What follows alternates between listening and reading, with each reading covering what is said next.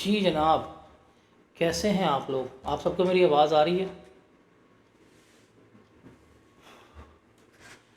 आप सबको मेरी आवाज़ क्लियर है? कोई किसी किस्म को मसला हो आवाज़ में तो बताए, अगर नहीं है तो फिर हम आगे चलते हैं। मैं रिकॉर्डिंग ऑन कर लूँ। आप लोगों ने बस एक काम करना है, मुझे बस ये बता देना करना है कि रिकॉर्डिंग ऑफ है कि रिकॉर्डिंग ऑन है, बिकॉज अक्सर रिकॉर्डिंग जो है वो मिस हो जाती है इसी चीज़ के चक्करों में। ठीक है जी, सब कुछ सेट है, सब कुछ फिट है।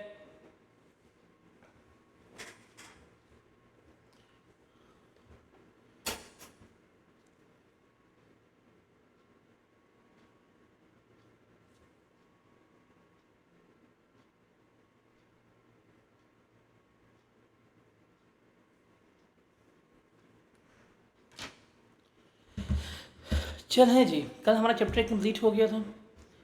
वो चैप्टर ख़त्म करने के बाद now we are moving towards the income tax. हम इनकम टैक्स स्टार्ट करेंगे। हमें पता है कि हमारा सिलेबस जो है वो 3 ग्रेड्स में डिवाइडेड है। जो हमारा ग्रेड नंबर बी है उसकी वेटेज जो है वो 60 से 70 मार्क्स, मतलब 70% जो है वो हमारा बीच में शामिल होता है। ठीक है, और नाम है डैट इज़ इनकम टैक्स। क्या इनकम टैक्स जो है वो हमने क्या करना है, उसको स्टार्ट करना है। One of the most important area है, इसको लेके चलेंगे। थोड़ा बेसिक्स को डिस्कस करेंगे, क्या होती है, किस तरह से होती है, कैसे चल रही होता है, सारा कुछ जो है वो हम कैलकुलेट करवा रहे होंगे। तो इनकम टैक्स लेके चलेंगे इंशाल्लाह, आज स्टार्ट करेंगे और बिफोर इंशाल्लाह बड़ी तक हमारा इनकम टैक्स ख़त्म हो जाएगा। उसके बाद just we left with the sales tax. तो हमारा सिलेबस जो है इंशाल्लाह जुलाई की 15-20 तक हम इसको वाइंड अप भी कर रहे होंगे। देखें, आप लोग पोस्ट बैच में हैं। पोस्ट बैच में क्योंकि टाइम शॉर्ट होता है, आप रिज़ल्ट के बाद आए होते हैं, तो आपको पार्टिसिपेटिव रहना पड़ेगा, एक्टिव रहना पड़ेगा। आपके पास मार्जिन नहीं है एरर्स का, आप लेक्चर छोड़ नहीं सकते, लेथार्जिक नहीं होते। तो क्या करना पड़ेगा, आपको मेरे साथ साथ साथ चलना पड़ेगा। अगर आप इनकम टैक्स में थोड़ी सी एफर्ट मार लें और कुछ ऐसे एरिया है अगर वो सिक्योर कर लें, तो आपके बड़े इजीली क्या हो सकता है, पेपर जो है पास हो सकता है। इस चीज़ को आपने याद रखना है। तो हम देखते हैं हमारा सबसे बड़ा एरिया जिसको हम लेके चलेंगे, जिसको हम स्टार्ट करेंगे, वो कौन सा है, हमारा इनकम टैक्स है। अब इनकम टैक्स को हम लेके चलेंगे, देखेंगे क्या होता है क्या नहीं होता। आप लोग बेसिक्स में पढ़ के आए थे और बेसिक्स में आपने देखा था एक टर्म हम पढ़ के आए थे और वो थी हमारे पास डायरेक्ट टैक्स। डायरेक्ट टैक्स के बारे में हमने पढ़ा था कि डायरेक्ट टैक्स क्या होता है, कि जो डायरेक्टली आपकी इनकम से, डायरेक्टली आपके एसेट से हम क्या कर रहे हैं, पैसे निकाल रहे हैं, वो हमारा क्या कहलाता है, वो हमारा डायरेक्ट टैक्स जो है वो कहला रहा होता है। इस डायरेक्ट टैक्स की एग्जांपल जो है वो हमने पढ़ी थी और वो एग्जांपल में हमने देखा था कि इनकम टैक्स जो है वो आ रहा होता है। अब हम इस इनकम टैक्स को स्टार्ट करेंगे और लेके चलेंगे, देखेंगे सारा इनकम टैक्स क्या होता है, किस तरह से कैलकुलेट होता है, सारा कुछ जो है वो हम क्या कर रहे होंगे, यहाँ पे देख रहे होंगे, यहाँ पर सीख रहे होंगे। अब देखिए, आपने अगर टैक्स का पेपर पास करना है ना, और आपने like without any burden, without any like problem paper pass करना चाहते हैं, 3 ऐसे एरियाज़ हैं जिसको आपको फुल 110% याद होने चाहिए। देखिए, हर चीज़ होनी चाहिए, हर चीज़ आपको आनी चाहिए, बट 3 ऐसे एरियाज़ हैं जो आपको फुली वेल प्रिपेयर्ड होने चाहिए। अब वो 3 एरियाज़ कौन से हैं जो आपके मार्क्स सिक्योर करवाएंगे? पहला हमारा आता है सिलेबस में ग्रेड जो हमारा सेल्स टैक्स का है, जिसकी ऑफिशियल वेटेज जो है वो 25 से 30 नंबर की है। ये हमारे सिलेबस की ऑफिशियल वेटेज है, वो कितनी है, 25 से 30 नंबर की है। फिर हमारे पास सिलेबस का आता है ग्रेड ए, जिसमें 3 चैप्टर्स इन्वॉल्व हैं। इसकी ऑफिशियल वेटेज जो है वो 5 से 10 नंबर की है। फिर हमारा इनकम टैक्स है और इस इनकम टैक्स में एक चैप्टर आता है, वो है इनकम फ्रॉम बिजनेस का। वो किसका है, इनकम फ्रॉम बिजनेस का, और इसमें से अप टू 20 मार्क्स का सवाल आ रहा होता है। आप ये सिर्फ 3 एरियाज़ कर लेना, मतलब आपको सेल्स टैक्स जो है अगर 110% तैयार है, कोई सवाल ऐसा नहीं है जो आपने ना किया हो। सारे कंसेप्ट, सारी लॉजिक, सारी रीजनिंग अटेम्प्ट करना, थ्योरेटिकल क्वेश्चंस करना, न्यूमेरिकल करना, अगर ये सारा कुछ आपको आता है अगर ये सारा कुछ आपको आता है, आप पेपर में इतने कॉन्फिडेंट हैं, तो आप इसमें से इजीली मार्क्स सिक्योर कर सकते हैं। इसमें बेसिक्स है, इसमें से आ जाएंगे। लाइक आपका टारगेट होना चाहिए कि इन 3 एरिया में से यू कैन से डैट, अगर रेंज बनाऊँ 47 से 55 नंबर जो हैं वो इन 3 एरियाज़ में से आने हैं। और हम सबका टारगेट क्या होना चाहिए कि अगर हमने टैक्स का पेपर पास करना है तो हमने इस एरिया में से 45, या अगर मैं थोड़ा सा और प्रैक्टिकली लेके चलूँ तो आपने सब ने इन 3 एरिया में से 40 प्लस मार्क्स जो हैं वो सिक्योर करने हैं। अगर आप इन 3 एरियाज़ में से 40 प्लस मार्क्स सिक्योर कर लेते हैं तो यकीन माने आपका पेपर जो है बड़ा इजीली पास हो जाएगा। बिकॉज पूरा सिलेबस, इनकम टैक्स की कैलकुलेशन एक तरफ है कि जी सैलरी क्या है, प्रॉपर्टी क्या है, कैपिटल गेन क्या है, अदर सोर्स क्या है, रिबेट्स क्या है, और लॉसेस क्या है, रिटर्न एसेट, वो सारा एक तरफ है। यहाँ पे अगर आप इतना अपने आप को सिक्योर कर लेते हैं कि यहाँ पे कोई आपका एरर ऑफ मार्जिन ना हो, और सब कुछ करके जाते हैं, और टारगेट यही है कि इन 3 एरिया में से 40 नंबर सिक्योर करने ही करने हैं, आपका पेपर जो है वो क्या हो जाएगा, पास हो जाएगा। तो मैं आपको साथ साथ बताता जाऊँगा थ्रू आउट द लेक्चर्स, आपको यही बताऊंगा कि यार ये चीज़ जो है ये रीड ओनली है, ये चीज़ आपने याद करनी है, इस चीज़ को आपने क्रैम करना है, इस चीज़ को आपने लर्न करना है। हर एक चीज़ आपको बताई जाएगी, हर एक चीज़ आपको समझाई जाएगी। आपने क्या करना है, आपने बस फोकस रहना है। आपके पास बुक्स होंगी मेरी वाली, उसके ऊपर देखना है, उसके ऊपर लेके चलना है। जो चीज़ें बताई जाएंगी, जो चीज़ें पॉइंट आउट की जाएंगी, हाईलाइट करनी है नोट्स के ऊपर, और आपका पेपर जो है इंशाल्लाह ये क्या हो जाएगा, पास हो जाएगा। तो हम स्टार्ट करते हैं, और स्टार्ट में हम फर्स्ट चैप्टर जो अपना मूव करेंगे that is basis of income tax, कि इनकम टैक्स क्या होता है उसके बारे में हम क्या करेंगे, यहाँ पे डिस्कस जो है वो कर रहे होंगे। देखिए मेरा आप लोगों से एक सवाल है, इनकम के बारे में आप क्या जानते हैं?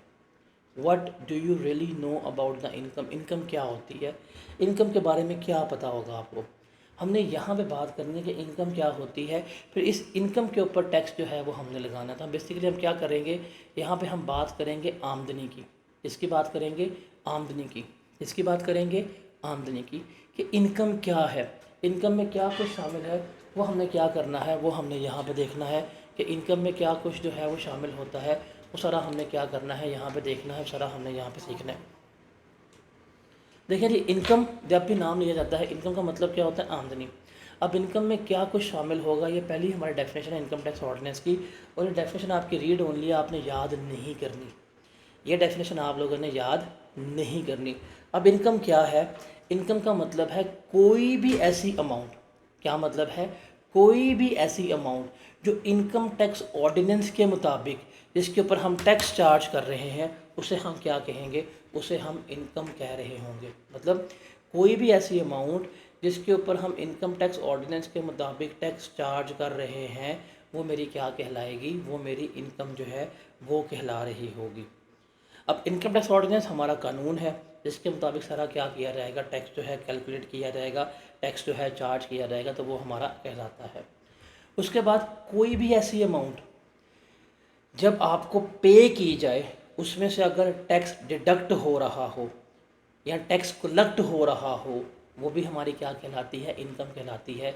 इसमें हमारी बेसिकली एफटीआर की इनकम आ रही है। एफटीआर क्या होता है आगे जाके हम डिस्कस आउट कर रहे होंगे। उसके अलावा कोई भी अमाउंट जिसको इस ऑर्डिनेंस ने कह दिया है कि ये इनकम है, तो वो भी क्या होगी, आपकी इनकम कंसीडर होगी। इसमें क्या होता है, डिविडेंड आ जाता है, रॉयल्टी आ जाती है, प्रॉफिट और डेट वगैरह आ जाता है, कि आप अगर सूद ले रहे हैं, प्रॉफिट और डेट कमा रहे हैं, इन्होंने कहा इनकम है, आपकी इनकम है ये, इन्होंने कहा डिविडेंड आपकी इनकम है, तो डिविडेंड भी क्या होगा, आपकी इनकम ही ट्रीट होगी। और एट द एंड हमारे पास क्या आता है, एट एंड हमारे पास आता है एनी लॉस ऑफ इनकम, कि अगर हमारी इनकम के ऊपर कोई लॉस हो जाए तो वो भी हमारी क्या होती है, इनकम ही ट्रीट होती है। देखें लॉस क्या होता है, डेट इज़ नेगेटिव इनकम। आपके 1000 रुपये के इनफ्लोज हैं, 1200 रुपये का आपका एक्सपेंस हुआ है, तो वो जो 1200 रुपये का आपका एक्सपेंस हुआ है वो भी क्या होगा आपका, आप नेट करेंगे 200 रुपये का लॉस आया, बट लॉस भी क्या है, एक नेगेटिव इनकम है। तो ये सारी हमारी क्या होती हैं, इनकम जो है वो कंसीडर हो रही होती हैं। तो इनकम की डेफिनेशन जो है वो आपको याद करने की ज़रूरत नहीं है। जो इनकम है, इनकम की डेफिनेशन आपको याद करने की ज़रूरत नहीं है। बिकॉज इनकम जो है वो क्या होगी, आपको पेपर में नहीं पूछेगा कि बताएं जी इनकम क्या होती है क्या नहीं होती। They are not going to ask from you कि बताएं जी इनकम क्या है। ये आपकी जनरल नॉलेज है कि इनकम क्या है। कोई भी ऐसी अमाउंट, कोई भी ऐसी रकम जिसके ऊपर हम टैक्स चार्ज कर रहे हैं वो हमारी क्या कहला रही होगी, वो हमारी इनकम कहला रही होगी। कोई भी ऐसी अमाउंट जिसके ऊपर हम जब पेमेंट कर रहे हैं, टैक्स कलेक्ट कर रहे हैं, टैक्स डिडक्ट कर रहे हैं, वो हमारी क्या होगी, इनकम कहला रही होगी। तो ये सारी इनकम है। अब सवाल ये है, इनकम की तो हमने बात कर ली है, इनकम ये कैसे कमाई जाएगी, कौन कौन से ज़राए होंगे हम जिसमें से इनकम कमा रहे होते हैं। तो देखिए इनको ना मेनली हमने डिवाइड किया है, हमारे पास 5 हेड्स ऑफ इनकम है। हमारे पास क्या है, हमारे पास 5 हेड्स ऑफ इनकम है जिससे मेनली हम क्या कर रहे होते हैं, इनकम जो है वो कमा रहे होते हैं। अब वो 5 हेड्स ऑफ इनकम कौन कौन से हैं। सबसे पहले आएगा हमारा income from salary. Income from salary का मतलब क्या है कि हम पैसे कमा रहे हैं कहाँ से, नौकरी करके। कहाँ से पैसे कमा रहे हैं, नौकरी करके, जॉब करके, मुलाजमत करके। नौकरी करके, जॉब करके, मुलाजमत करके जो हमें पैसा मिल रहा है वो मेरी क्या कहलाती है, इनकम फ्रॉम सैलरी कहलाती है। उसके बाद सेकंड हमारे पास क्या आती है, सेकंड हमारे पास इनकम फ्रॉम प्रॉपर्टी आ रही होती है। आपके पास घर है, आपके पास जायदाद है, आपके पास दुकान है, आपके पास मकान है। आप उस दुकान से, मकान से जो इनकम कमा रहे होते हैं वो किसका पार्ट बनती है, आपकी इनकम फ्रॉम प्रॉपर्टी का पार्ट बनती है। मोस्टली किसकी बात हो रही है, किराए की। जो आप किराए पे कमा रहे होते हैं वो क्या है, आपकी इनकम फ्रॉम प्रॉपर्टी का पार्ट बन रही होती है। तीसरा आपके पास रिसोर्स कौन सा होता है कि आप क्या कर रहे होते हैं, आप जो है वो कारोबार कर रहे होते हैं। क्या कर रहे हैं, बिजनेस कर रहे हैं। दुकान जो है वो आपने खोल ली है, चीज़ें खरीद रहे हैं, बेच रहे हैं, वो कारोबार कर रहे हैं। तो ये जो बिज़नेस है, आपने सेल परचेज़ की है, गाड़ियों का कारोबार शुरू कर दिया, फैक्ट्री लगा दी, ये कारोबार है। तो जो कारोबार से इनकम कमाई जाएगी, मोबाइल की दुकान खोली, वो कहाँ जाएगी, इनकम फ्रॉम बिज़नेस में। उसके अलावा कुछ आप एसेट्स भी बेच देते हैं। फॉर एग्जांपल आपने घर बेच दिया, बेच के इनकम आई। आपने शेयर्स बेच दिए, आपने महंगी घड़ियाँ बेच दी, पेंटिंग बेच दी, एंटीक्स बेच दिए। ये बेच के जो पैसे कमाए जा रहे होते हैं ये किसका पार्ट बनते हैं, आपके कैपिटल गेंस का पार्ट बन रहे होते हैं। और एंड पे हमारे पास आता है इनकम फ्रॉम अदर सोर्स। अब इनकम फ्रॉम अदर सोर्स में क्या आता है, मतलब वो इनकम जो इनमें से किसी का भी पार्ट नहीं बनती, वो किसका पार्ट बनेगी, इनकम फ्रॉम अदर सोर्स का। मतलब आपके पास 1 लाख रुपये आता है और वो आपसे पूछते हैं भाईजान बताएं लाख रुपये कहाँ से कमाया आपने, सैलरी से कमाया है। आप कहते हैं नहीं सैलरी से तो नहीं कमाया। क्यों, घर वगैरह किराए पे देके उससे पैसे कमाए हैं। आप कहते हैं नहीं मैंने घर वगैरह भी किराए पे नहीं दिया, मैंने वहाँ से पैसा नहीं कमाया। कहते हैं कोई कारोबार कर रहे हो, वहाँ से पैसा कमाया है। आप कहते हैं नहीं कारोबार भी नहीं कर रहा।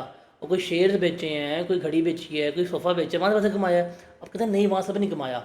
मतलब आपके पास पैसा तो है जो इन चारों में से किसी भी हेड में फॉल नहीं कर रहा, तो वो किसका पार्ट बनेगा, हमारे इनकम फ्रॉम अदर सोर्स का पार्ट बनेगा। आप पाकिस्तान में किसी भी नाम लें, किसी भी एग्जाम्पल का नाम लें, वो इन्हीं 5 सोर्सेज में क्या कर रही हैं, फॉल कर रही हैं। कॉल सेंटर पे काम कर रहे हैं, पैसे मिल रहे हैं, सैलरी है, कहाँ जाएगा, इनकम फ्रॉम सैलरी में। दुकान जो है किराए पे दी हुई है, रेंट आ रहा है, इनकम फ्रॉम प्रॉपर्टी में। आप क्या कर रहे हैं, आप गेम्स बेच रहे हैं, सीडीज़ बेच रहे हैं, मोबाइल फोच रहे हैं, घड़ियाँ बेच रहे हैं, फट्टा लगा के कपड़े बेच रहे हैं, कारोबार कर रहे हैं, बिजनेस में। घर बेच के पैसे कमाया, डिस्पोज किया, कैपिटल गेन। और जो कहीं भी नहीं जाएगी वो हमारे किसका पार्ट बन रही होगी, इनकम फ्रॉम अदर सोर्स का पार्ट जो है वो बन रही होगी। तो रिमेंबर, जो कहीं भी नहीं जाता वो किस में जाता है, हमारा हमेशा इनकम फ्रॉम अदर सोर्स में। तो हमारे पास ये 5 हेड्स ऑफ इनकम है जिसे हम क्या कर रहे होते हैं, मेनली हमने अपनी इनकम को क्लासीफाई किया। क्या है, हमारे पास ये 5 हेड्स ऑफ इनकम है जिसमें हम क्या कर रहे होते हैं, मेनली अपने इनकम को क्लासीफाई जो है वो कर रहे होते हैं। अब यहाँ चीज़ें जो है हमारी रिलेट करती हैं और यहाँ से क्या करना है, हमने चीज़ों को लेके चलना है।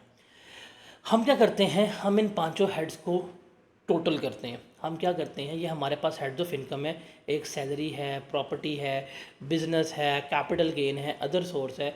हम क्या करते हैं, हम इन सब को जमा करते हैं, हम इन सब को कंबाइन करते हैं। मतलब हमारे पास आती है सैलरी, हमारे पास आती है प्रॉपर्टी, हमारे पास आता है इनकम फ्रॉम बिजनेस, हमारे पास आता है कैपिटल गेन्स, हमारे पास आता है अदर सोर्स। हम इन सब को कंबाइन करते हैं, इन सब को कंबाइन करने के बाद जो आती है हमारे पास, ये हमारी क्या कहलाती है, ये हमारी टोटल इनकम कहला रही होती है। ये हमारी क्या कहला रही होती है, टोटल इनकम जो है कहला रही होती है। तो ये इनकम है। अब हम इनकम टैक्स स्टार्ट करने लगे हैं, हमने इस इनकम की कैलकुलेशन जो है वो सीखनी है कि सैलरी जो है वो किस तरह से कैलकुलेट होगी, प्रॉपर्टी जो है वो किस तरह से कैलकुलेट होगी, बिजनेस जो है वो किस तरह से कैलकुलेट होगा, कैपिटल गेन किस तरह से कैलकुलेट होगा, अदर सोर्स में क्या कुछ आएगा, ये सारा कुछ हमने क्या करना है यहाँ पर सीखना है। फिर ये टोटल इनकम कैसे आएगी वो हमने क्या करना है यहाँ पर मेजर करना है। फिर ये टोटल इनकम निकालने के बाद इसके ऊपर रेट कैसे लगाना है, टैक्स कैसे कैलकुलेट होगा, ये सारा कुछ हमने क्या करना है यहाँ पर सीखना है। ये सारा कुछ हमने क्या करना है यहाँ पर लर्न करना है। तो बेसिकली ये सारा कुछ जो है वो हम क्या कर रहे हैं, इनकम में सीख रहे हैं। जब आपको ये इनकम कैलकुलेट करने आ जाए, तो आपको सारे हेड्स जो हैं कैलकुलेट करने आ जाए, इसका मतलब क्या हो जाएगा, आपको इनकम टैक्स जो है वो आ जाएगा कि इस तरह से हमारा इनकम टैक्स जो है वो कैलकुलेट हो रहा होता है। अब चूँकि हमने ये कैलकुलेशन देखनी है, हमें कुछ बेसिक्स जो हैं उनको देखना पड़ेगा, हमें कुछ बेसिक्स का पता होना चाहिए, जिसकी बेसिस पे हम क्या कर रहे होंगे, चीज़ों को लेके चल रहे होंगे। अब उन बेसिक्स में हमारे पास सबसे पहले क्या आएगा, टैक्स ईयर। क्या आ रहा होगा हमारे पास, सबसे पहले टैक्स ईयर जो है वो आ रहा होगा। अब टैक्स ईयर क्या होता है उसको ज़रा हमने क्या करना है यहाँ पे देखना है। देखिए, सवाल है पेपर में, आपको पेपर में सवाल, मतलब इस पेपर में जो एक प्रैक्टिकल सवाल है जी, टैक्स पे करें। पेपर में आपको सवाल होता है जी टैक्स पे करें। आप कहते हैं जी किस पे टैक्स पे करूं, वो कहते हैं जी अपनी इनकम पे टैक्स पे करें। आप कहते हैं इनकम क्या होती है, वो कहते हैं जी ये 5 हेड्स हैं। आप कहते हैं अच्छा ये इनकम है, ओके, कहते हैं ठीक है मैं पे कर दूंगा। अब क्वेश्चन है कब से कब तक की इनकम, सवाल आएगा क्या है, कब से कब तक की इनकम पर टैक्स पे करना है। This is the prominent question. बताएं जी किस तारीख से लेके किस तारीख तक की इनकम पर टैक्स पे करना है। तो हमें एक पॉइंट ऑफ रेफरेंस चाहिए कि जी इस डेट से लेके इस डेट तक जो हमने पैसे कमाए हैं उसके ऊपर हमने क्या करना है, टैक्स पे करना है। वो जो डेट है, वो जो पीरियड है, वो हमारा क्या कहलाएगा, टैक्स ईयर कहला रहा होगा। मतलब हमने स्पेसिफाई करना है जी इस महीने से शुरू करना है और इस दिन पे ख़त्म करना है, इस डेट से लेके इस डेट तक कितना आपने अर्न किया है, कितना आपने पैसा कमाया है, कितना आपके पास इनफ्लो आया है, ये रेफरेंस है, ये टाइम है। इस डेट से इस डेट तक जो आप कमा रहे होंगे वो क्या कहलाएगा, आपका टैक्स ईयर। तो हमें पॉइंट ऑफ चाहिए रेफरेंस, कितने से कितने तक। जैसे आप अकाउंटिंग में पढ़ के आते हैं, अकाउंटिंग में टर्म आप पढ़ते हैं और वो कहलाती है आपकी फाइनेंशियल ईयर। वो क्या कहलाती है, आपकी टर्म फाइनेंशियल ईयर। या आप अकाउंटिंग में टर्म पढ़ते हैं, वो कहलाता है आपका अकाउंटिंग ईयर। नाम पता लगता है कि यार इस डेट से शुरू करना है, इस डेट पे ख़त्म करना है, इस तारीख से लेके इस तारीख तक। तो सिमिलरली टैक्स में भी हम क्या देखते हैं, टैक्स ईयर देखते हैं कि यहाँ से शुरू करना है और यहाँ तक लेके आना है, इस डेट से इस डेट तक कितनी इनकम आई है कैलकुलेट करेंगे, उसके ऊपर जो टैक्स बनता होगा वो हमने क्या कर देना है, पे कर देना है। तो सारा कुछ हम क्या कर रहे हैं यहाँ पर, ये सीख रहे होंगे। अब टैक्स ईयर की बात करें ना, तो अकाउंटिंग में तो हमारे पास कोई ऐसा एग्जाम्पल नहीं होती, लेकिन टैक्स में जो है हमारे पास एग्जाम्पल होती है। हमारे पास टैक्स में जो टैक्स ईयर है वो 3 तरह का है। एक है हमारे पास नॉर्मल टैक्स ईयर, दूसरा है हमारे पास ट्रांजिशनल टैक्स ईयर और तीसरा है मेरे पास स्पेशल टैक्स ईयर। क्या है हमारे पास, there are 3 types of tax year, there are 3 types of tax year. एक है नॉर्मल टैक्स ईयर, दूसरा है ट्रांजिशनल टैक्स ईयर और तीसरा है मेरे पास स्पेशल टैक्स ईयर। इनको वन बाय वन देखते हैं। इसमें से कुछ चीज़ें जो हैं हमारी सीखने वाली हैं वो हम सीखेंगे। अच्छा, मैं आपको बताऊंगा थ्रू आउट द लेक्चर्स, आपको नज़र आएगा कि जी ये रीड ओनली है, ये लर्न करनी है, इसमें से थ्योरेटिकल क्वेश्चन आता है, तो वो सारा मैं आपको गाइड करता जाऊंगा। अब यहाँ पे चीज़ होगी इंपॉर्टेंट, वो गाइड करूंगा मैं आपको। पहले है normal tax year. What is normal tax year, उसको देखते हैं। देखें, ये है पीरियड ऑफ 12 मंथ। देखिए ईयर किसे कहते हैं, ईयर हम कहते हैं हमेशा 12 महीनों को। किसे कहते हैं हम, हमेशा जो 12 महीने हैं उन्हें हम क्या कहते हैं, उनको हम पीरियड कह रहे होते हैं। क्या कहते हैं, उनको हम पीरियड कह रहे होते हैं, जो हमारे क्या हैं 12 महीने हैं। नॉर्मल टैक्स ईयर क्या होता है? रिमेंबर, ये वो पीरियड है जो 1 जुलाई को शुरू होगा और हर साल की 30 जून पे ख़त्म होगा। इसे हम क्या कहेंगे? नॉर्मल टैक्स ईयर कहलाएंगे। मतलब a period which ends on 30th June, वो क्या कहलाएगा? हमारा नॉर्मल टैक्स ईयर कहला रहा होगा। जैसे अभी शुरू हुआ था 1 जुलाई 2023 को, 12 महीने कब पूरे हो रहे हैं? 30 जून 2024 को। ये जो अरसा है ये मेरा क्या कहलाता है? नॉर्मल टैक्स ईयर कहला रहा होता है। रिमेंबर, पाकिस्तान में जो टैक्स पेयर है, जिस बंदे ने आके अपना टैक्स पे करना है बाय डिफ़ॉल्ट जब वो रजिस्टर्ड होगा, जो उसको टैक्स ईयर मिलेगा, जो टैक्स ईयर उसको अलॉट होगा, वो कौन सा होगा? हमेशा नॉर्मल टैक्स ईयर ही होगा। क्या होगा? हमेशा नॉर्मल टैक्स ईयर ही होगा। अब ये है नॉर्मल टैक्स ईयर। हम कहते हैं कि भाई 1 जुलाई से लेके 30 जून तक तुमने जो पैसा कमाया है बता दो, जो इनकम कमाई है बता दो, उसके ऊपर क्या करो? हमें टैक्स पे कर दो। तो ये क्या कहलाता है? हमारा नॉर्मल टैक्स ईयर। ये क्या कहलाता है? Normal tax year. तो what is normal tax year? साथ साथ बोलें, what is normal tax year? A tax year which ends on 30th June, उसे हम क्या कहते हैं? नॉर्मल टैक्स ईयर कह रहे होते हैं। अ tax year which ends on 30th June, उसे हम क्या कहते हैं? नॉर्मल टैक्स ईयर जो है वो कह रहे होते हैं। और इसको डिनोट कैसे करते हैं? मतलब कौन सा साल है? 21वां, 22वां, 23वां?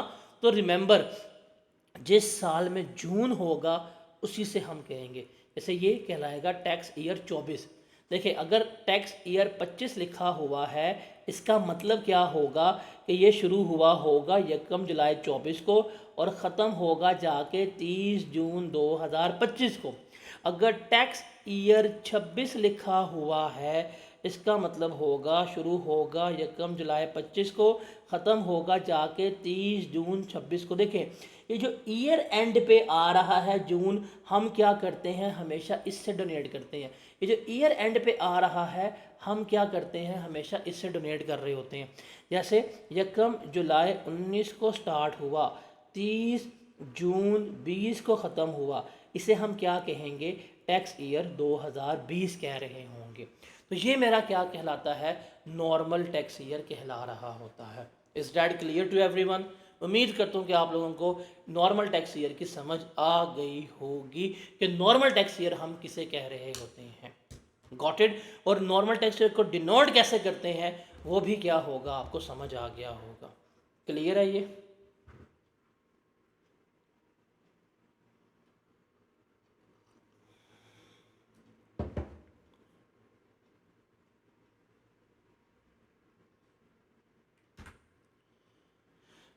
अब एक क्वेश्चन रेज होता है कि क्या हम यही पीरियड बाउंड करेंगे, इसके अलावा क्या हम कोई इस्तेमाल नहीं कर सकते? देखें जी, सवाल ये है कि हुकूमत जो है, हुकूमत को चाहिए टैक्स। सवाल क्या है? हुकूमत को चाहिए टैक्स। हमने कहा मिल जाएगा, वो है ना, मिल जा, वो केड़ी गड्डी चाहिए मिल जाओगी, वही टैक्स चाहिए मिल जाऊगा। ठीक है, कितने महीने की इनकम चाहिए? 12 महीने की, मिल जाएगा। लेकिन यहाँ पे गवर्नमेंट कहती है कि 12 महीने स्टार्ट होने चाहिए 1 जुलाई से, ख़त्म होने चाहिए 30 जून के ऊपर। इसके ऊपर टैक्स पे करो ना, यहाँ से यहाँ तक कैलकुलेट करो। हम कहते हैं सर ये मुश्किल है। क्या कहते हैं? ये मुश्किल है, हम नहीं कर सकते। बिकॉज जब आपने अपनी टैक्स रिटर्न जमा करवानी है, आपको अकाउंट जो है वो क्लोज़ करने पड़ेंगे। जब आप अपने अकाउंट जो है वो क्लोज़ करेंगे तो फिर क्या होगा? आपको देखना पड़ेगा, मुश्किल होगा। क्या होगा? मुश्किल होगा। अब कहते हैं सर देखिए, हम आपको 12 माह का टैक्स तो दे देंगे बट हम इस पीरियड पे नहीं दे सकते। हमें क्या दिया जाए? हमें इसके अलावा, हमें क्या दिया जाए? हमें इसके अलावा जो है कोई पीरियड अलॉट कर दें, ताकि हम क्या करें? हम उसके मुताबिक टैक्स पे करें। वो कहता क्या कहते जी हम 30 जून को हम अपने अकाउंट्स क्लोज ही नहीं कर सकते। फॉर एग्जांपल आपकी फैक्ट्री है और आपकी फैक्ट्री में कूलर्स बन रहे हैं, एसी बन रहे हैं, और आपको पता है कि 30 जून एन वो वक्त है जब आपके टका के सेल्स हो रही हैं, टका के प्रोडक्शन हो रही हैं, रोटी खाने का टाइम नहीं मिल रहा। आप कहते हैं सर मैं तो अपने अकाउंट्स नहीं क्लोज कर सकता। आपको टैक्स चाहिए ना, 12 माह का टैक्स चाहिए ना, दे दूंगा, पूरा दूंगा, बट मुझे 12 माह की और दो दें। कहते नहीं बताएं कौन से। अब कहते देखें आप मुझे दें पीरियड जो शुरू हो 1 जनवरी 2026 से और एंड हो रहा हो 31 दिसंबर 2026 पे। अब ये भी 12 महीने का पीरियड है, ये भी 12 महीने का पीरियड है। अब ठीक है, हम कहेंगे ठीक है जी, हम इस 12 महीने की इनकम कैलकुलेट करेंगे, इस इनकम के ऊपर जो भी टैक्स बनेगा हम क्या कर देंगे, हम आपको पे कर देंगे। ये जो पीरियड है जो नॉर्मल टैक्स के अलावा है, इसे हम क्या कहते हैं, इसे हम स्पेशल टैक्स ईयर कहते हैं। ये मेरा क्या कहलाता है, special tax year. Remember what is special tax year. ये है वो टैक्स ईयर जो नॉर्मल के अलावा है। अ tax year which is other than a normal tax year, वो मेरा क्या कहलाएगा, हमेशा स्पेशल टैक्स ईयर कहलाएगा। वो टैक्स ईयर जो नॉर्मल के अलावा है वो मेरा हमेशा क्या कहलाएगा, स्पेशल टैक्स ईयर आएगा। वो कोई भी हो सकता है, ये किसकी मर्जी है, टैक्स पेयर की मर्जी है। ये किसकी मर्जी है, टैक्स पेयर की। अब इस टैक्स पेयर में सिर्फ इंडिविजुअल नहीं आ सकता, मतलब जो इंडिविजुअल है ना, जैसे आप और मैं हैं, हम इंडिविजुअल्स, हम बाउंड हैं, हमने कौन सा टैक्स इस्तेमाल करना है, नॉर्मल टैक्स ईयर। जो हमारे अलावा है, मतलब एओपी हो गई, कंपनी हो गई, इनके पास ये ऑप्शन है कि ये क्या कर सकते हैं कि नॉर्मल के अलावा भी ये टैक्स ईयर जो है वो इस्तेमाल कर सकते हैं। जो इसके अलावा इस्तेमाल किया जाएगा वो क्या कहलाएगा, स्पेशल टैक्स ईयर कहला रहा होगा। अब फॉर एग्जांपल आपका टैक्स शुरू होता है 1 अक्टूबर 2023 पे, ख़त्म होगा जाके आपका 30 सितंबर 2024 पे। देखिए 12 महीने ही है, हम इन्हीं 12 महीने की इनकम कैलकुलेट करेंगे, इन्हीं 12 महीने की इनकम पे ही हम पे कर रहे होंगे। तो ये क्या है, स्पेशल टैक्स ईयर। आपका टैक्स जो शुरू होता है 1 अप्रैल 2021 से और ख़त्म होता है जाके 31 मार्च 2022 के ऊपर, नॉर्मल के अलावा। देखें कोई भी चीज़ जो इस नॉर्मल के अलावा है, कोई भी चीज़ जो इस नॉर्मल के अलावा है वो हमारा क्या कहलाएगा, स्पेशल टैक्स ईयर। कोई भी चीज़ जो इस नॉर्मल के अलावा है वो हमारा क्या कहलाएगा, स्पेशल टैक्स ईयर कहला रहा होगा।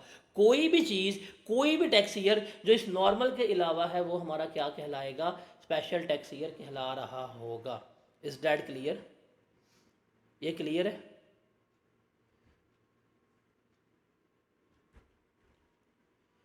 कोई भी टैक्स ईयर जो नॉर्मल के अलावा है वो हमारा क्या कहलाएगा, स्पेशल टैक्स ईयर कहला रहा होगा। अब यहाँ पर ज़रा हम बात करते हैं थोड़ी सी, और मैं यहाँ पे स्क्रीन चेंज करूँगा। अच्छा, जब मैं ब्लैक स्क्रीन किया करूँगा ना, तो आपने कोशिश करनी है कि ब्लैक स्क्रीन की स्क्रीनशॉट्स ले लिया करें ताकि आपको कोई ऐसा प्रॉब्लम फेस ना हो। जब भी स्क्रीन ब्लैक होगी तो आपने ट्राई करना है कि ब्लैक स्क्रीन की स्क्रीनशॉट ले लिया करें। अभी हम डिस्कस करते हैं किसको, सिर्फ और सिर्फ स्पेशल टैक्स ईयर को। इसको डिस्कस करेंगे हम डिस्कस करेंगे स्पेशल टैक्स ईयर को। अब मैं आपको प्रॉपर समझाता हूँ स्पेशल टैक्स ईयर के बारे में। What is special tax year, हम पढ़ के आए हैं, ये क्या होता है हमारा, अदर देन नॉर्मल। ये क्या होता है, नॉर्मल के अलावा। ये क्या होता है हमारा, नॉर्मल के अलावा। अब देखें मेरा नॉर्मल टैक्स ईयर है, नॉर्मल टैक्स ईयर मेरा है क्या, शुरू होगा 1 जुलाई 2023 को और ख़त्म हो रहा है 30 जून 2024 को। ये जो पीरियड है जो इस तारीख पे एंड होगा, कोई भी पीरियड जो इस तारीख पे एंड हो रहा होता है, इसे हम क्या कहते हैं, नॉर्मल टैक्स ईयर कहते हैं। इसे हम क्या कहते हैं, नॉर्मल टैक्स ईयर। हम कहते हैं सर हम आपको टैक्स तो पे कर देंगे, लेकिन हमें ये नहीं चाहिए, हमें अदर देन डैट चाहिए, हमें इसके अलावा चाहिए। कहते ठीक है मिल जाएगा। अब वो कहते हैं नहीं हमें दे दें 1 जनवरी 25 से 31 दिसंबर 25 तक, हमें ये अलॉट कर दे पीरियड। हम उन्हें क्या कहते हैं, ठीक है मिल जाएगा। तो ये जो पीरियड होगा नॉर्मल के अलावा, इसे हम क्या कहेंगे, इसे हम कहेंगे कि ये मेरा क्या है, स्पेशल टैक्स ईयर। ये मेरा क्या है, स्पेशल टैक्स ईयर। ये मेरा क्या है, स्पेशल टैक्स ईयर है। क्लियर है। अब सवाल ये है कि मुझे लग गया पता कौन सा है, स्पेशल टैक्स ईयर। डिनोट किससे करना है, डिनोट किससे करना है, बताएं। असूल याद रख लें, असूल याद रख लें। ईयर एंड के बाद, ये ईयर एंड है, ईयर एंड के बाद जून किस साल में आ रहा है,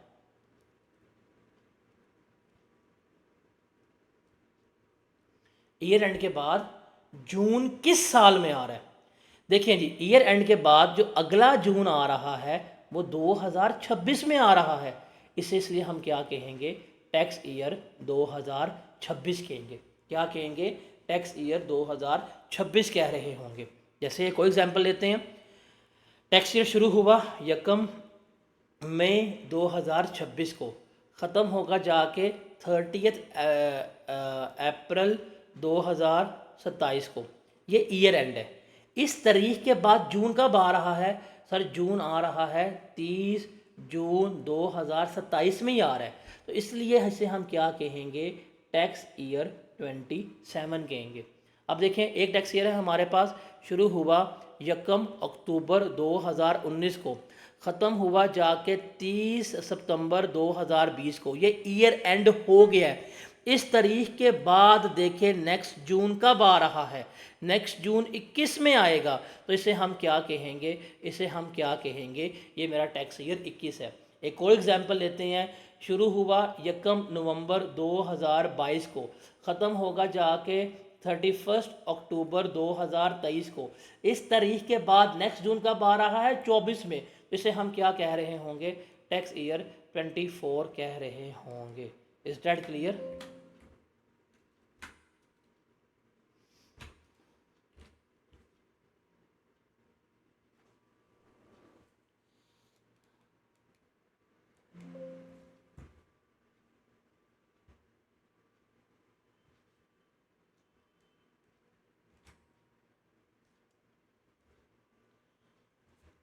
तो क्लियर हुआ कि स्पेशल टैक्स ईयर क्या होता है और कैसे डिनोट होता है। ये मेरे ख्याल से मसला नहीं होगा। जैसे एक और एग्जांपल देता हूँ, शुरू हुआ 1 अगस्त 2020 को, ख़त्म होगा 31 जुलाई 21 पे।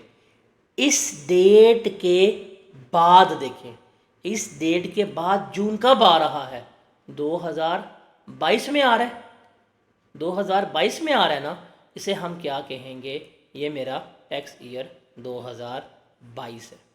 क्या कहेंगे, टैक्स ईयर 2022 कंसिडर हो रहा होगा। क्लियर है ये। तो सेकंड टाइप जो है वो भी हमारी हो गई कि स्पेशल टैक्स ईयर क्या होता है। उसके बाद हमारे पास थर्ड आता है ट्रांजिशनल टैक्स ईयर। क्या आता है, ट्रांजिशनल टैक्स ईयर।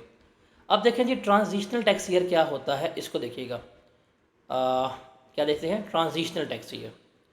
देखिए, ट्रांजिशन का मतलब क्या होता है कि आप एक स्टेट से जब दूसरी स्टेट में एंटर हो रहे होते हैं, ये जो दरमियान का टाइम आता है ना, इसे हम क्या कहते हैं, ट्रांजिशन कह रहे होते हैं। इसे हम क्या कह रहे होते हैं, ट्रांजिशन कह रहे होते हैं। अब ट्रांजिशनल टैक्स ईयर क्या है कि फॉर एग्जांपल आप एक टैक्स ईयर में थे, आपने अपना टैक्स ईयर चेंज करवा लिया और आप दूसरे टैक्स ईयर में मूव कर गए हैं, तो उसके दरमियान जो गैप जनरेट होगा वो हमारा क्या कहलाएगा, ट्रांजिशनल टैक्स ईयर कहला रहा होगा। अब इस गैप का मतलब क्या है, फॉर एग्जांपल हम इसको समझते हैं कि ओल्ड, पुराना, आप पहले जो है टैक्स ईयर इस्तेमाल कर रहे थे नॉर्मल टैक्स ईयर। क्या कर रहे थे आप, नॉर्मल टैक्स ईयर इस्तेमाल कर रहे थे, जो शुरू होता था 1 जुलाई 2023 को और ख़त्म होना जाके 30 जून 2024 में। क्या होना है, वो ख़त्म होना है। क्या होना है, 30 जून 2024 में ख़त्म होना है। आपने कहा जी, आप डिपार्टमेंट के पास गए, आपने कहा सर मेरे लिए फिजिबल नहीं है, मेरा टैक्स ईयर चेंज कर दें। आपने कहा जी आपको क्या चाहिए? आपने कहा जी मुझे नया टैक्स ईयर दें। आपने कहा जी क्या कहिए नया टैक्स ईयर? आपने कहा मेरे लिए मुश्किल है, लेकिन मैं आपको पे कर सकता हूँ, मुझे आप जनवरी से दिसंबर में अलाउ कर दें। उन्होंने कहा ठीक है, उन्होंने आपको अलाउ कर दिया जनवरी से दिसंबर का। अब देखिए, आप माजी में ये इस्तेमाल कर रहे थे, ये 12 महीने की इनकम जो है आप इसको कैलकुलेट करेंगे और इस इनकम के ऊपर जो भी टैक्स आएगा आप वो क्या कर देंगे, आप उसको पे कर देंगे। क्या कर देंगे? पे कर देंगे। ये ठीक है। अब फ्यूचर में ये है, फ्यूचर में क्या है, जो आप इनकम आएगी आप उसे कैलकुलेट करेंगे, पे कर देंगे। लेकिन आप देखें कि जब हमने ये चेंज किया है, ये चेंज करने की वजह से एक गैप भी तो आया है। वो गैप है 1 जुलाई 2024 से लेके 31 दिसंबर 2024 का। हम पहले यहाँ थे, अब हम यहाँ पर आ गए हैं, यहाँ से यहाँ पे आ गए हैं। जो बीच में ये गैप जनरेट हुआ है, जो बीच में गैप जनरेट हुआ है वो है ये 6 महीने का। क्या हमने इन 6 महीने में इनकम नहीं कमाई होगी? क्या हमने इन 6 महीनों में पैसे नहीं कमाए होंगे? क्या हमने इन 6 महीनों में सेल्स नहीं की होंगी? क्या हमने इन 6 महीनों में परचेजेस नहीं किए होंगे? क्या हमें रेवेन्यू नहीं आया होगा? क्या हमें पैसे नहीं आएंगे? सब कुछ आया होगा। तो सर इन 6 महीनों का भी हमने क्या करना है, हमने रिकॉर्ड जमा करवाना है। क्या करना है? रिकॉर्ड जमा कराना है। लेकिन ये जो गैप क्रिएट हुआ है ना, ये जो गैप क्रिएट हुआ है, जब हम यहाँ से यहाँ पे गए हैं, तो ये जो ट्रांजिशन की वजह से गैप क्रिएट हुआ है, इसे हम क्या कहते हैं? इसे हम ट्रांजिशनल टैक्स ईयर कहते हैं। इसे हम क्या कहते हैं? इसे हम ट्रांजिशनल टैक्स ईयर कहते हैं। इसे हम क्या कहते हैं? ट्रांजिशनल टैक्स ईयर जो है वो कह रहे होते हैं। ओके,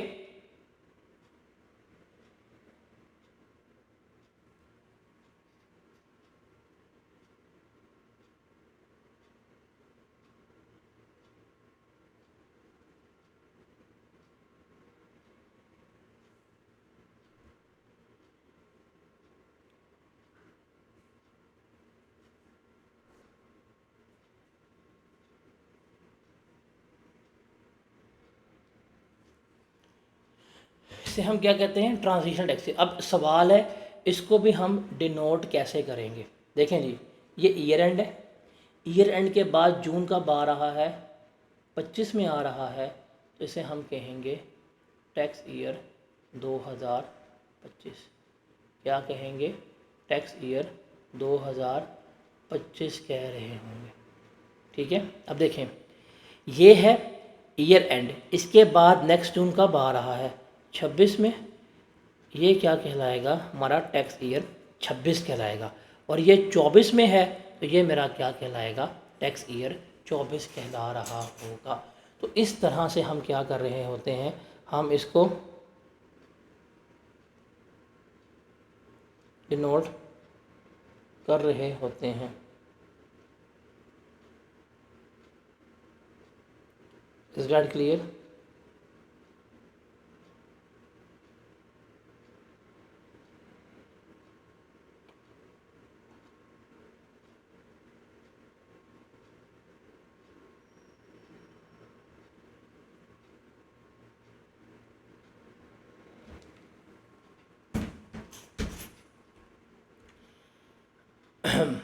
अब हम देखते हैं how to change in tax year, कि अगर हमें टैक्स ईयर चेंज करना है उसका क्या प्रोसीजर होता है, हमने क्या करना है उसको देखना है।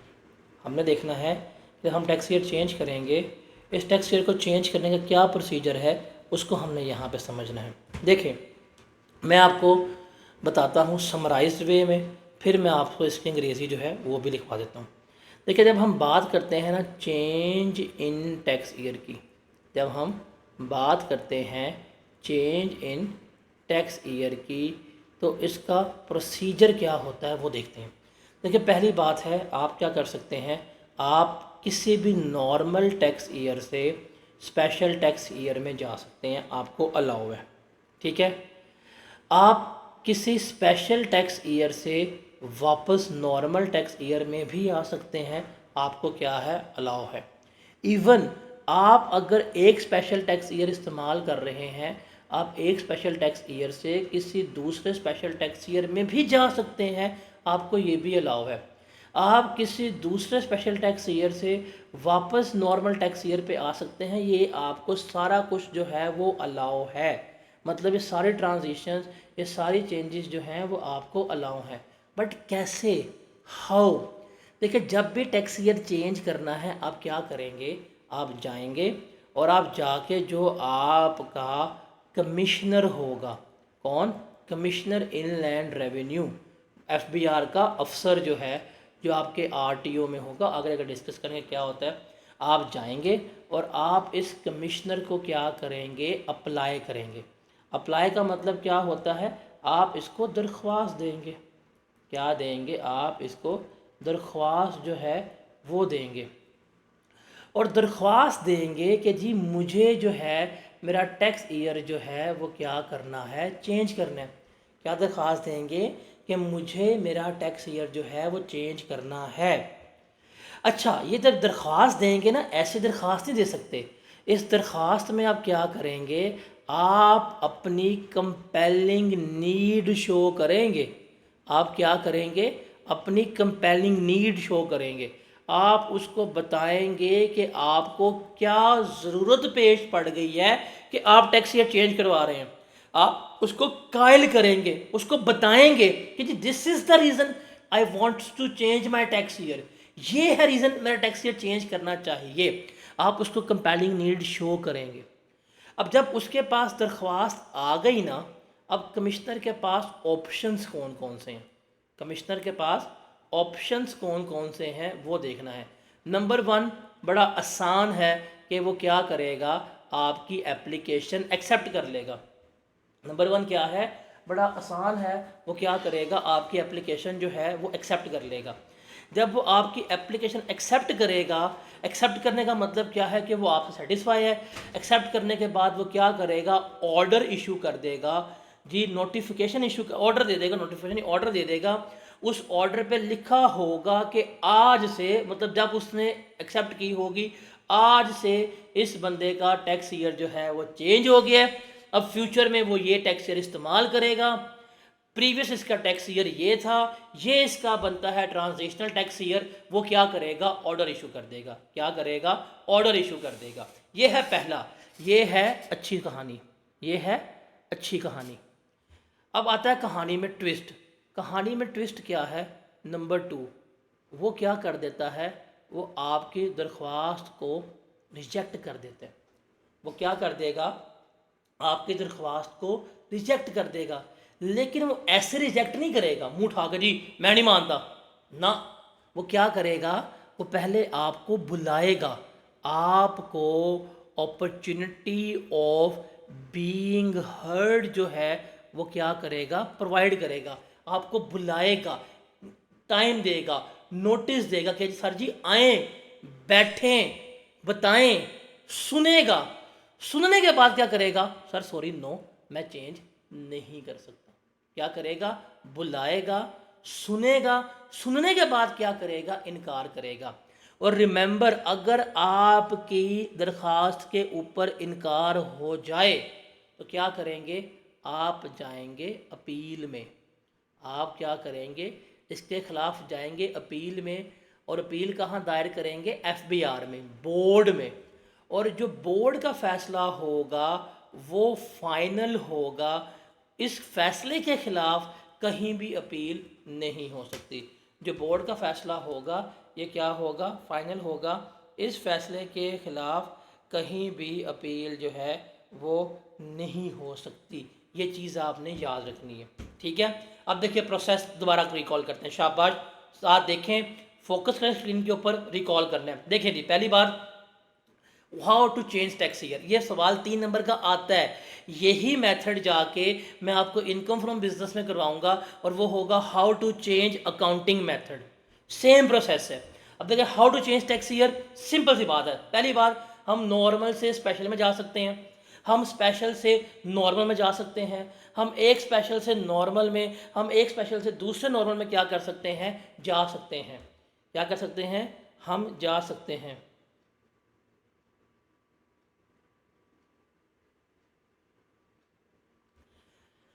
लेकिन क्या प्रोसीजर होगा, हम सबसे पहले जाएंगे, कमिश्नर को अप्लाई करेंगे, उसको दरख्वास्त देंगे, उसे कंपेलिंग नीड शो करेंगे कि जी ये मेरी ज़रूरत है, इसलिए मैं अपना टैक्स जो है वो क्या करवाना चाह रहा हूँ, टैक्स ईयर चेंज करना चाह रहा हूँ। उसे कंपेलिंग नीड शो करनी है। जब उसको अप्लाई करेंगे, जब उसको हम कंपेलिंग नीड शो करेंगे तो उसके पास ऑप्शंस हैं। क्या दरख्वास्त आई है, इधर आओ जी, एक्सेप्ट कर लिए, क्या की है, एक्सेप्ट कर लिए। अब एक्सेप्ट करने के बाद क्या करेगा, साथ ही ऑर्डर इशू कर देगा कि आज से इस बंदे का टैक्स ईयर चेंज हो गया है, अब इसका फ्यूचर में टैक्स ईयर ये है, ये ट्रांजिशन है, ये इसका क्या करेगा, रिटर्न जमा करा देगा, डन। दूसरा है क्या करेगा आपका, वो रिजेक्ट कर देगा। अब रिजेक्ट करने का क्या तरीकेकार है कि पहले आपको बुलाएगा, नोटिस देगा, opportunity of being heard provide करेगा, फिर क्या कहेगा, सर अब हम इसको इनकार करते हैं, अब आप इसे नहीं करवा सकते, नहीं चेंज कर सकते। और जब वो आपका रिजेक्ट कर दे, जब वो आपको रिजेक्ट कर दे तो आप उसके खिलाफ अपील में जा सकते हैं। लेकिन आप जहां अपील में जाएंगे वो कौन सा फॉरम होगा, एफबीआर। और एफबीआर का जो फैसला होगा वो हतमी होगा। एफबीआर का फैसला कहीं भी चैलेंज नहीं हो सकता। एफबीआर का फैसला कहीं भी चैलेंज नहीं हो सकता, इवन सुप्रीम कोर्ट में भी आप चैलेंज नहीं कर सकते। इज डैट क्लियर, ये सबको क्लियर है अब। और एक और चीज़ याद रखिएगा, अब ज़बानी बता रहा हूँ कि ऐसा भी पॉसिबल होता है कि कमिश्नर ने पहले ही आपको फैसिलिटेट किया हुआ है, कमिश्नर ने पहले ही क्या किया हुआ है, आपको फैसिलिटेट किया हुआ है। Know what does it means कि उसने पहले ही आपका टैक्स ईयर जो है वो चेंज किया हुआ था। अब उसको लग रहा है कि यार इसने तो 2 नंबरी किया है मेरे साथ, ये तो डिजर्व ही नहीं करता था। अगर वो आपका टैक्स ईयर वापस करना चाहे तो वो नहीं कर सकता। उसने आपका टैक्स ईयर वापस भी करना है ना, तो क्या करेगा, आपको बुलाएगा, opportunity of being heard provide करेगा। ये कह जी मैं मानता हूं कि आपने टैक्स ईयर चेंज करवाया, ये नहीं होना चाहिए था। आपको बुलाएगा, सुनने का मौका देगा, सुनने का मौका देने के बाद क्या करेगा, सर ख़त्म कर दिया। तो ये सारा प्रोसीजर है, ये सारी कहानी है how to change tax year की। अब हम इसको पढ़ते हैं अंग्रेजी को कि टैक्स ईयर चेंज कैसे होगा। देखिए जी, अब पर्सन में apply to commissioner for change of tax year के पर्सन जो है वो क्या करेगा, टैक्स ईयर चेंज करने के लिए कमिश्नर को अप्लाई करेगा फ्रॉम नॉर्मल टू स्पेशल और फ्रॉम स्पेशल टू नॉर्मल, जो भी है हमने बात की है कि आप अपना टैक्स ईयर क्या करवा सकते हैं, चेंज करवा सकते हैं। अब जब अप्लाई करेगा, ठीक है, a change of tax year from normal to special और vice versa granted by the commissioner, वो कमिश्नर उस वक्त अप्लाई ग्रांट करेगा, is subject to withdrawal if in his opinion it is no longer feasible but not unless the person has been provided an opportunity of being heard. कि अगर, यही बात मैंने अभी आपको बताई है ध्यान से, कि अगर कमिश्नर ने आपका टैक्स ईयर चेंज किया हुआ था, आपको स्पेशल टैक्स ईयर दिया हुआ था, वो क्या करेगा, वो वापस आपको नॉर्मल फेंक सकता है। वो अपनी इस परमिशन को विड्रॉ कर सकता है जब उसको लग रहा हो कि भाईजान आपको इसकी ज़रूरत ही नहीं है। लेकिन जब उसने अपनी ये परमिशन विड्रॉ करनी होगी तो क्या करेगा, आपको बुलाएगा, opportunity of being heard provide करेगा, फिर क्या कर रहा होगा, इसको वो विड्रॉ कर रहा होगा। और जब भी कमिश्नर आपका टैक्स ईयर चेंज करेगा वो क्या करेगा, वो ऑर्डर इशू करेगा। और जैसे ही वो ऑर्डर इशू करेगा तो जब आपका टैक्स ईयर आएगा उसी दिन से वो क्या हो जाएगा, अप्लाई हो रहा होगा, वैलिड हो जाएगा। और अगर कमिश्नर आपके खिलाफ फैसला दे दे, आप उससे सेटिस्फाई नहीं है, तो क्या है, if a person dissatisfied with the order, अगर आपको कमिश्नर के हुक्म से इख्तलाफ है, आप क्या करेंगे, आप रिव्यू एप्लीकेशन जो है फाइल करेंगे, किसके पास जाएंगे, बोर्ड के पास, एफबीआर के पास, कि इसने ज्यादती कर दी है मेरे साथ। और वो क्या करेगा, बोर्ड के पास जो है फैसला हतमी होगा, जो बोर्ड फैसला कर देगा वही फैसला होगा और वो कहीं चैलेंज नहीं हो सकता। तो ये आपका method of change in tax year है, इसे क्या करना है आपने देखना है। बुक्स में आप इसको रीड करें, जो चंद एक बातें बताइए आप इनको अपनी वर्डिंग में लिख लें, आपको ये याद हो जाएगा। ये क्लियर है।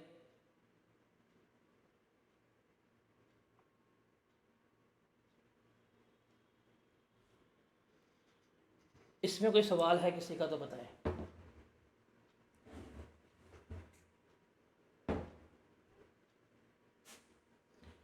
कोई क्वेश्चन, कोई कंफ्यूजन किसी किस्म की है तो मुझे बताएं। क्यों, में समझ आ रही है कि नहीं आ रही?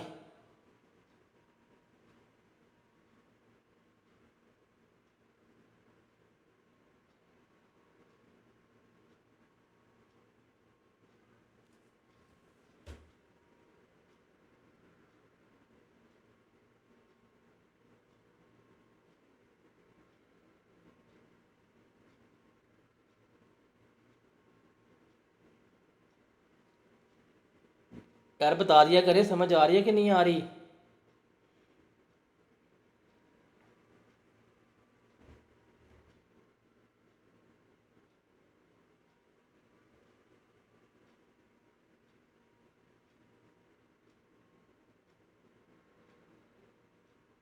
हाँ, ये टैक्स ये सिर्फ कंपनी और एओपी चेंज करवा सकती है, इंडिविजुअल नहीं करवा सकता।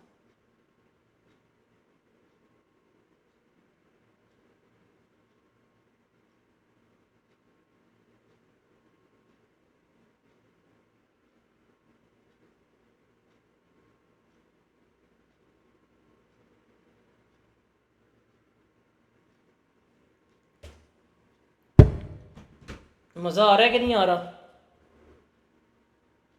मैं देखिए सिंपल सी बात है, इतनी डिटेल में समझा रहा हूँ आपको और आपको शॉर्टकट्स भी बता रहा हूँ।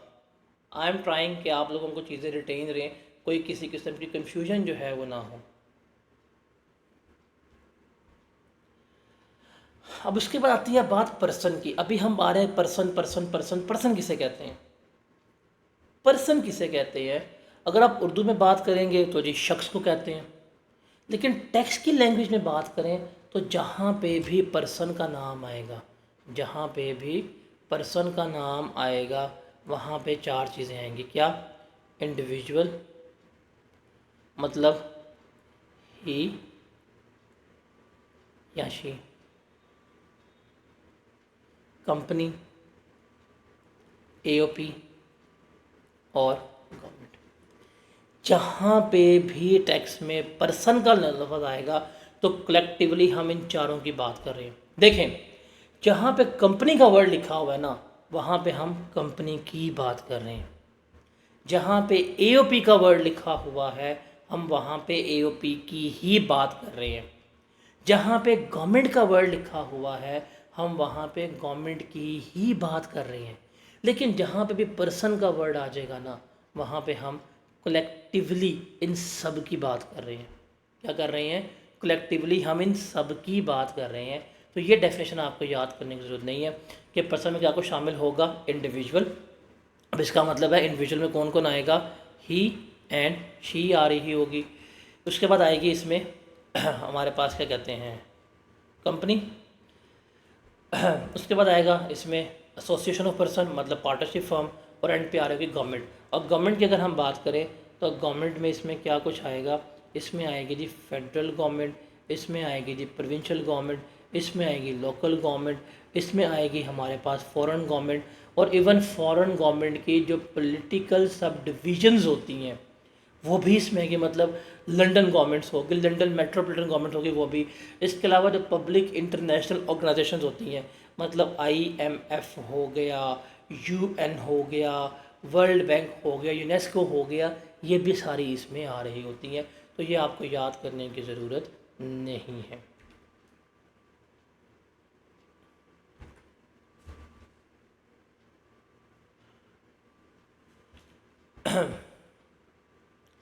अब इसमें देखते हैं एसोसिएशन ऑफ पर्सन, एओपी किसे कहते हैं।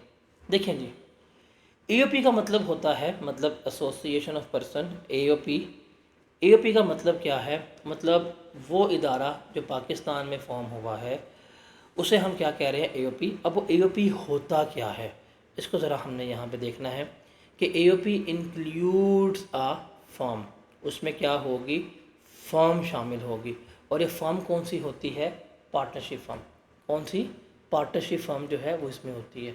उसके अलावा हिंदू अनडिवाइडेड फैमिली। क्या चीज़? Hindu undivided family. अब जो इंडियन फैमिलीज़ होती हैं, अगर आपको कभी देखा हो तो ये फैमिली ओन्ड बिजनेसेस करती हैं। ये क्या करती हैं? फैमिली ओन्ड बिजनेसेस कर रही होती हैं। तो अगर ये फैमिली वाला बिजनेस कर रहे हैं तो ये हमारे लिए क्या कंसिडर होंगे? एओपी कंसिडर होंगे। उसके अलावा कोई भी आर्टिफिशियल जुडिशियल पर्सन, मतलब कोई भी अदालती कानूनी तौर के ऊपर बंदा जिसे हमने कह दिया एओपी है, वो भी एओपी है। या इसके अलावा एनी बॉडी ऑफ पर्सन, कोई भी एसोसिएशन जो किसी भी फॉरेन लॉ के तहत क्रिएट होगी, उसे भी हम क्या मानेंगे? एओपी मानेंगे। बट इसमें क्या नहीं आएगी? इसमें सिर्फ कंपनी जो है नहीं आएगी। मतलब क्या कुछ आएगा? अगर आप याद रखने की कोशिश करें, what is AOP? AOP includes क्या कुछ होगा? A firm, a Hindu undivided family, उसके अलावा आर्टिफिशियल जुडिशियल पर्सन और any body formed under foreign law. Any body form under foreign law, ये क्या होगी? हमारी एओपी कहला रही होगी। और फर्म का मतलब क्या है? Partnership firm. फर्म का मतलब क्या है? हमारा पार्टनरशिप फर्म। फर्म का मतलब क्या है? हमारा पार्टनरशिप फर्म, जिसमें आप क्या कर रहे हैं? एग्रीमेंट कर रहे हैं और एक साथ प्रॉफिट शेयर कर रहे हैं, लॉस शेयर कर रहे हैं, बिजनेस कर रहे हैं। ये हमारी क्या कहलाती है? पार्टनरशिप फर्म जो है कंसिडर हो रही होती है। Is that clear? पेपर में ये डेफिनेशन भी माइट भी ना पूछ रहा हो। ये क्लियर है आप लोगों को?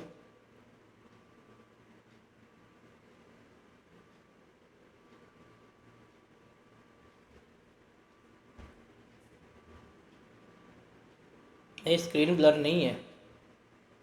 आप देखें, आपका नेट वीक होगा, स्क्रीन ब्लर बिल्कुल भी नहीं। इतना बहुत है कि आगे चलें 10-15 मिनट के लिए। मुझे बता दें, थोड़ा एक्टिव हो जाएं। 10-15 मिनट के लिए आगे चलें कि इतना बहुत है, कल करना है। फिर कल चैप्टर हम ये वाइंड अप कर रहे हैं। मैं बता रहा हूँ, मैंने कल चैप्टर ये वाइंड अप करवाना है आपको।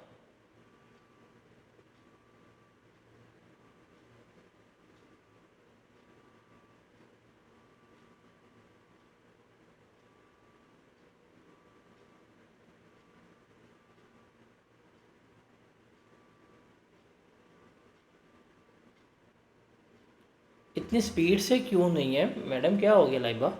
इसने क्या हम इतनी स्पीड से कर रहे हैं? चले मैं आपको अब फैक्चुअली बताता हूँ। आपकी ये कैफ की पहली अटैम्प्ट है कि आप रिपीटर है लाइबा? ज़रा जवाब दीजिएगा। पहली अटैम्प्ट है, इसलिए आपको शायद अंदाज़ा नहीं है कि अगर हमारा सिलेबस टाइम पे ख़त्म ना हुआ ना, और अगर आपको रिवीजन का सफिशेंट टाइम ना मिला, तो आपके लिए पेपर मैनेज करना भी मुश्किल हो जाता है।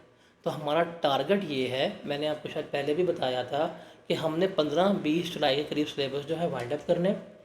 फिर जो मैंने आपको स्टार्टिंग में बताया कि सेल्स टैक्स वाला एक ऐसा एरिया है जिसमें 30 नंबर आते हैं। मैंने आपको सेल्स टैक्स 2 दफ़ा करवाने हैं। ये सेल्स टैक्स जो है मैंने आपको 2 दफ़ा करवाना है। और हमने 31 जुलाई को सिलेबस वाइंड अप करना है, ताकि अगस्त में मैं आपको एक दफ़ा रिवीजन खुद करवा दूं। और फिर आपको, मतलब मैंने आपको हर चीज़ करवा के भेजनी है। मैंने आपको एक दफ़ा पूरा सिलेबस करवा के भेजना है, ठीक है। उसके बाद मैंने आपको 2 दफ़ा सेल्स टैक्स करवा के भेजना है। फिर मैंने अगस्त के पहले 10 दिनों में आपको पूरा सिलेबस करवा के भेजना है। उसके बाद आपके पास होंगे कोई 20-25 दिन, महीना ही होगा जिसमें आपने खुद करना है। मुझे आपको 2 से 3 दफ़ा चीज़ें करवानी हैं ताकि आपका पेपर जो है पास हो सके। देखिए, पढ़ना इंसान ने शौक़ से होता है या खौफ से होता है? शौक़ हमें है नहीं, खौफ किसी के बाप का नहीं है। तो डैट्स वाई। और ये मेरे ख्याल से देखिए, हमारा क्लास का ड्यूरेशन जो है वो 5:45 से 7 बजे तक है। मैंने 15 मिनट ऊपर करवा दिए हुए हैं, जो शुरू होंगे 6 बजे से लेकर 7:15 तक। 1 घंटा 15 मिनट की क्लास है, जो 75 मिनट्स बनते हैं। मैंने आपको आके रोज़ 75 मिनट्स तो पढ़ाने। अब देखिए, मैं कोई इररेलेवेंट डिस्कशन नहीं कर रहा आप लोगों के साथ, मैं टू द पॉइंट चल रहा हूँ। और मैं पूछ पूछ के चलता हूँ जी, समझ आ गई है, समझ आ गई है, समझ आ गई है। अगर आपको कोई चीज़ समझ ना आए ना, तो आपका राइट है, आप मुझे वहाँ पे रोकें, बार बार रोकें। जब तक आपको समझ नहीं आएगी मैं आगे नहीं चलूँगा। That is your right, that is your right. लेकिन आप मुझे रोकेंगे नहीं, बताएंगे नहीं, और समझ ना भी आ रही हो, फिर गलती है। अगर समझ आ रही है मेरे ख्याल से, फिर हमारी स्पीड जो है वो जस्टिफाइड है। क्या कहती हैं मैडम आप? या कोई ऐसा बच्चा देखें वो अगर क्रिटिसाइज या कोई सेकंड ओपिनियन रखता है बोल सकता है, मैं हर एक को वेलकम करता हूँ, like to be very honest. Speed बहुत तेज़ है,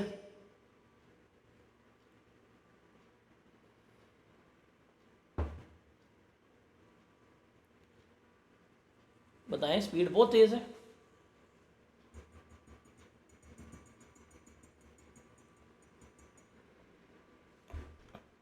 नहीं, आप खुद सोचें, आखिरी महीने में, अगस्त के महीने में अगर हम सिलेबस कवर कर रहे हुए ना, तो मैंने आप लोगों के साथ ज़्यादती की है। अगर अगस्त के महीने में मैं आपको सिलेबस कवर करवा रहा हुआ ना, तो मैंने आप लोगों के साथ ज़्यादती की होनी है। हमें कोशिश करके 31 जुलाई तक या उस वीक में, मतलब मैक्सिमम भी जाते हैं तो 3 अगस्त तक सिलेबस ख़त्म करना है, ताकि आपके पास पूरा महीना हो। आपका पेपर जो है 7 सितंबर को है, आपके पास पूरा एक महीना हो सब्जेक्ट को रिवाइज करने का, और सारा कुछ करवा के भेजना है, ताकि आपका पेपर जो है पास हो। ठीक है, आपको समझ आई है जितना हमने पढ़ा है? टू बी वेरी ऑनेस्ट, जितने बच्चे हैं आप लोगों को समझ आई है जितना भी हमने पढ़ा है अभी?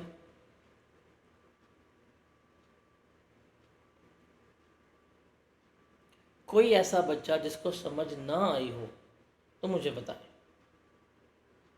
कोई ऐसा बच्चा जिसको समझ ना आई हो तो मुझे बताएं आप। सबको समझ आई है? सबको समझ आई है?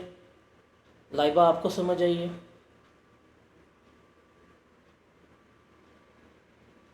फिर अभी तो आपको मैं बम फाड़ता हूँ, आप ज़रा अगला वीकेंड का वेट करें। मैंने आपको अगले वीकेंड के ऊपर प्रॉपर टेस्ट का बताना स्केड्यूल, कि भाई ये आपके टेस्ट हैं, ये 30 के करीब टेस्ट हैं, 30-32 ये टेस्ट मुझे दें। मैंने आप लोगों के साथ जुल्म करना है, मैंने टेस्ट कहा के लेने हैं, मैंने पढ़ाना है, मैंने क्वेश्चंस करवाने, मैंने हर चीज़ करनी है। मुझे अपना बेस्ट देना ताकि आपका पेपर पास हो। आपका पेपर पास होगा तो मुझे खुशी होगी, ठीक है, और आपके लिए भी बेहतर हो जाएगा। तो हमने भाई ये एफर्ट करनी है। अगले वीकेंड तक आपको टेस्ट का स्केड्यूल आ जाना है कि जी ये टेस्ट हैं आपके, दें, और टेस्ट के ऊपर नो कॉम्प्रोमाइज़। मैं थोड़ा सा ना, मैं आपको टू बी वेरी ऑनेस्ट, मेरा वे ऑफ टीचिंग ये है कि मैं थोड़ा सा सख्त हूँ, मैं पढ़ाई के मामले में हार्श होता हूँ, बिकॉज मुझे है यार आप लोग पास करें, आगे जाएं, CFAP में आगे मेरे से मिलें। मैं थोड़ा सा यहाँ पे ना हार्श होता हूँ। उसके बाद पढ़ाई के अलावा मैं बहुत चिल हूँ, सुकून से चिल, टेंशन लेस हूँ। बट जब ये है तो मैंने आपको ज़िम्मेदारी से टाइम पे ख़त्म करवाना है और हर चीज़ करवानी। अभी आप लोगों को मैं बड़ा पोलाइट लग रहा हूँ, मैं पोलाइट भी नहीं, मैं बड़ी बेइज्जती करूँगा अगर आप लोग लाइव क्लास नहीं लेंगे, आप लोगों ने टेस्ट ना दिए, तो मैंने आप लोगों के DM में आके आप लोगों को सुनाने के लिए, भाई टेस्ट क्यों नहीं दिया, क्या मसला है, क्या तकलीफ़ हुई थी। तो मैंने यहाँ तक का चेक एंड बैलेंस रखना है, बिकॉज मेरा मकसद है कि आप लोगों को मैंने क्या करवाना है, पेपर पास करवाना। ठीक है, उम्मीद करता हूँ मेरे इस रवैये से आप लोग माइंड नहीं करेंगे कि मैं इतना हार्श हूँ। स्पेशली फीमेल्स, इनको बहुत होता है कि नहीं नहीं सर देखें, हम बेचारी ये हैं वो हैं ऐसे वैसे। आई थोड़ के इन्हें मसला नहीं होगा, वरना ये रो पड़ती हैं, 2 दफ़ा इनको सुनाओ तो ये रो पड़ती हैं। पेपर पास करना है, ये देख लें, इस सितंबर में परमानेंट क्रेडिट जो है वो इम्पॉर्टेंट है। जब सितंबर में पेपर दे के आएंगे और नवंबर में जब ICAP का मैसेज आएगा, जब लिखा होगा ना टेक्स्ट के सामने पास, तो ये सारी सख्तियाँ का ना आप कहेंगे हाँ अच्छी थी, अच्छे टेस्ट लिए हैं, अच्छे वे में पढ़ाया, तब आपकी सारी चीज़ें फ्रूटफुल साबित हो जाएंगी। ठीक है जी, मिलते हैं इंशाल्लाह कल 7 बजे, 6 बजे सॉरी। अल्लाह हाफिज़।